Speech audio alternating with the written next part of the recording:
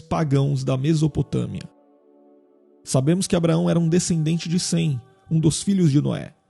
Mas parece que o conhecimento a respeito do verdadeiro Deus foi se perdendo conforme as gerações foram passando. É possível que houvesse outras pessoas no tempo de Abraão que serviam ao verdadeiro Deus. O rei Melquisedeque, da cidade de Salém, por exemplo, é citado como um adorador de El Elyon, ou seja, do Deus Altíssimo. Também Jó, que provavelmente viveu no período patriarcal, é outro exemplo de alguém que servia ao verdadeiro Deus. É verdade que alguns críticos até argumentam que Melquisedeque não adorava necessariamente Yahweh, o Deus da Bíblia, o Deus que se revelou a Israel. Ou, se adorava, supostamente ele não era monoteísta. Mas é claro que esse tipo de argumentação não possui base bíblica.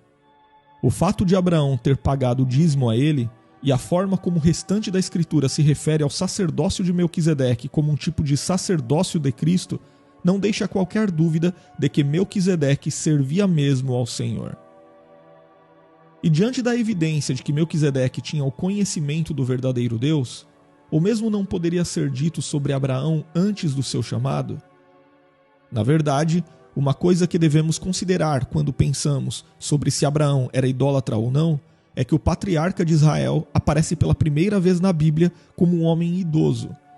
Isso significa que não temos disponível nenhuma fonte confiável sobre a infância e a juventude de Abraão. Alguns escritos judaicos até procuram preencher essa lacuna, trazendo supostas informações sobre a vida de Abraão antes de seu chamado. O livro dos Jubileus, por exemplo, diz que Abraão começou a entender que a família de seu pai era idólatra na adolescência e desde então ele supostamente teria começado a orar ao Criador. Inclusive, de acordo com esse escrito, Abraão teria até tentado converter seu pai e queimado seus ídolos. E a morte do irmão de Abraão, o Harã, também estaria relacionado a isso, porque supostamente ele teria morrido ao tentar salvar os ídolos do seu pai do fogo. Porém, há outros escritos na tradição judaica que dizem exatamente o contrário disso. Esses escritos não apenas colocam Abraão como um idólatra, mas também como um fabricante de ídolos.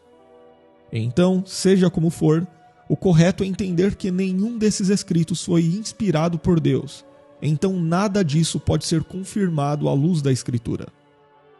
O que de fato temos certeza é sobre aquilo que está na Bíblia.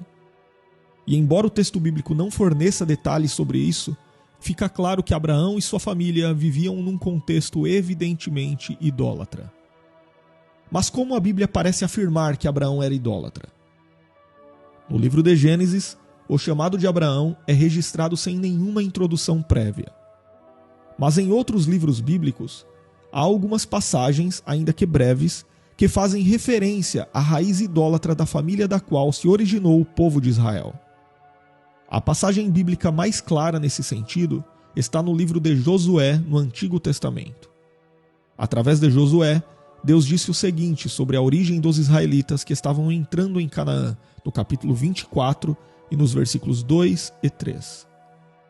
Dalém do rio, antigamente, habitaram vossos pais, Terá, pai de Abraão e pai de Naor, e serviram a outros deuses. Eu, porém, tomei a Abraão, vosso pai, dalém do rio, e o fiz andar por toda a terra de Canaã. Também multipliquei a sua semente e dei-lhe Isaque. A idolatria que é referida nesse texto era a idolatria dos arameus que habitavam a Mesopotâmia na região de Ur. A própria cidade de Ur era um centro religioso dedicado ao culto à deusa Lua. Portanto, parece seguro afirmar que Abraão era mesmo idólatra antes de ter sido chamado por Deus. Mas o importante é que quando ele recebeu o chamado da parte do Senhor, ele obedeceu e saiu de sua terra sem saber para onde ia, apenas carregando a certeza de que Deus haveria de conduzi-lo ao lugar que sua descendência receberia por herança. Sobre isso, o escritor da carta aos Hebreus registrou o seguinte: pela fé, Abraão, quando chamado, obedeceu e dirigiu-se a um lugar que mais tarde receberia como herança, embora não soubesse para onde estava indo.